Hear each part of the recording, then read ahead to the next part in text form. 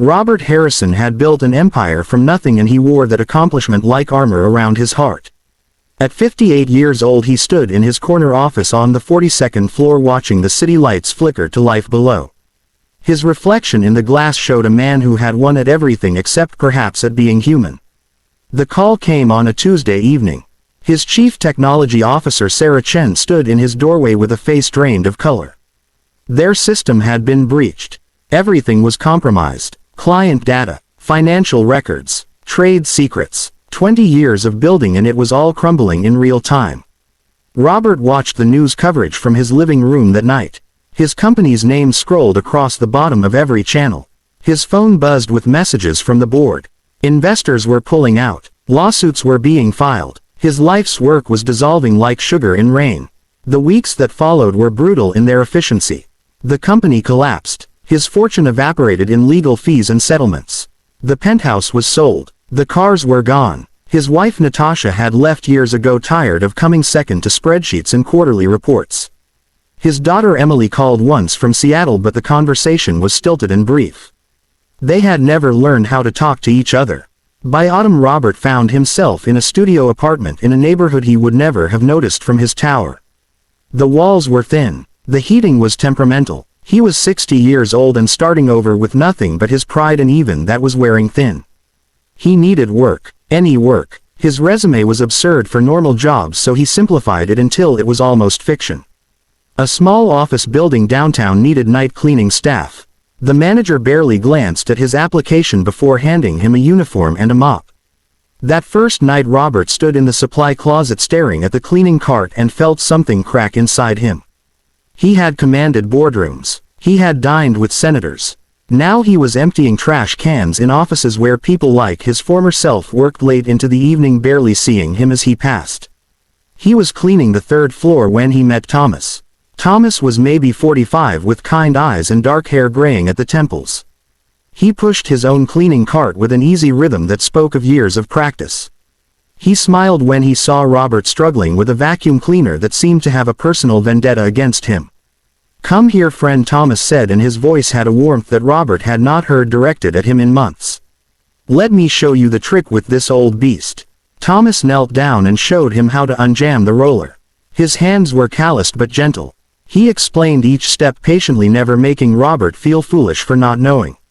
"First night?" Thomas asked. Robert nodded. "First night. It gets easier," Thomas said, standing and wiping his hands on his uniform. "I am Thomas, by the way. Been doing this for 8 years now." They worked the same floors after that, and Thomas began to include Robert in his routine. He showed him which offices had good coffee left over, which bathrooms were easiest to clean, where to take your break so you could see the sunrise through the east windows. Robert learned that Thomas was a single father. His wife had died 6 years ago from cancer. He was raising his daughter Lily, who was 13 now and in that complicated age between childhood and whatever came next. Thomas worked nights so he could be there when Lily got home from school.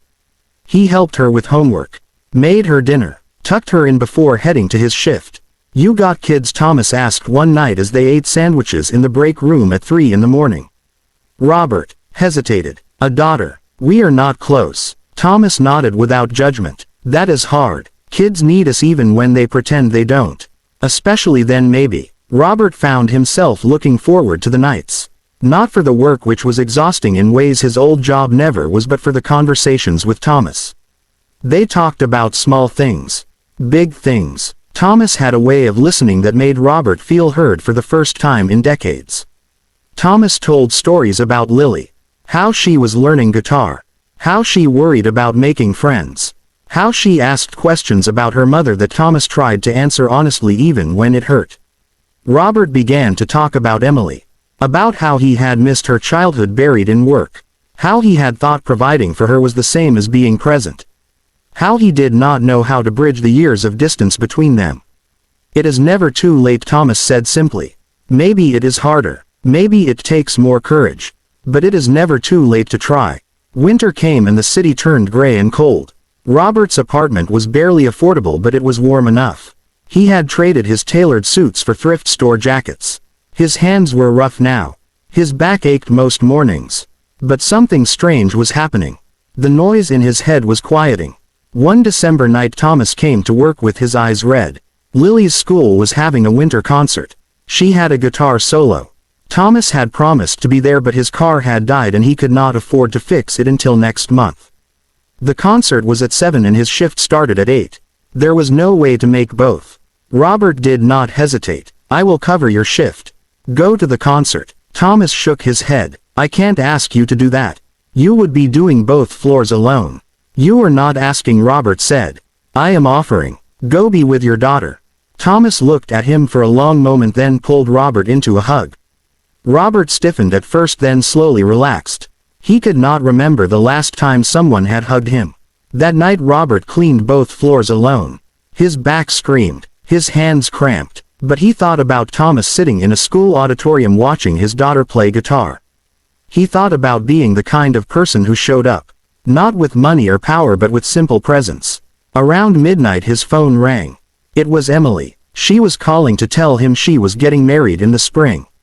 Her voice was careful, uncertain of how he would react. Robert sat down on the floor in an empty office. "I would love to be there," he said. "If you want me there. I know I have not been much of a father." There was silence on the other end. Then Emily's voice came back softer. "I want you there, Dad. I have always wanted you there." They talked for an hour. Really talked. Robert told her about losing everything. About working as a janitor. About Thomas. Emily listened, and when she spoke there was something new in her voice. Not pity, but maybe respect. "You sound different," she said. "You sound like yourself." Christmas approached and Thomas invited Robert to dinner. Just him and Lily in their small apartment. Robert almost said no. He was not good at family things. But he thought about what Thomas had said. About courage. Lily was bright and funny with her mother's smile that Thomas kept alive in photographs around their home. She showed Robert her guitar. Played the piece from the concert. Thomas cooked ham and sweet potatoes and the apartment smelled like holidays Robert barely remembered. After dinner Lily went to her room and Thomas poured coffee. "You changed my life," Robert said suddenly. "I need you to know that." Thomas smiled. "You changed your own life, friend. I just showed you where the good coffee was." They laughed and it felt good. Clean. Real. Robert spent Christmas morning alone in his apartment, but he did not feel lonely. He called Emily. They talked about her wedding. About his life now. About maybe visiting in January. She said yes. The night shifts continued. The work did not get easier, but Robert got stronger. He learned the names of the security guards. The other janitors. The early morning office workers who came in at 5. He was no longer invisible. He was part of something. In February Thomas's car was finally fixed. He brought Lily by the office one evening to show her where he worked. She hugged Robert like he was family. Maybe he was. Spring came and Robert took a bus to Seattle. Emily met him at the station and there was awkwardness at first. Years of distance could not dissolve instantly. But they walked through Pike Place Market together.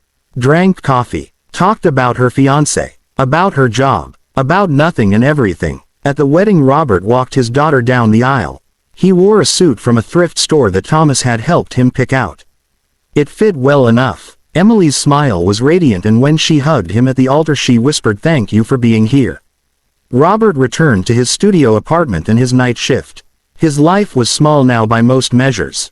But it was his. He had friends. He had his daughter back. He had learned that wealth was not what he thought it was. Thomas found him one night in the break room looking thoughtful. "You okay, friend?" he asked.